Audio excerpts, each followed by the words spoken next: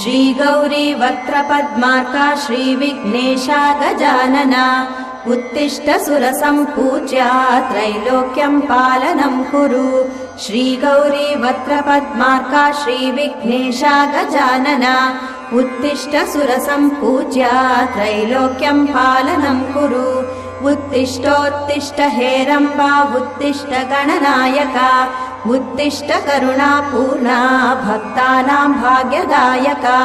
उत्तिष्ठोत्तिष्ठ हेरम्बा उत्तिष्ठ गणनायका उत्तिष्ठ करुणापूर्णा भक्तानां भाग्यदायका।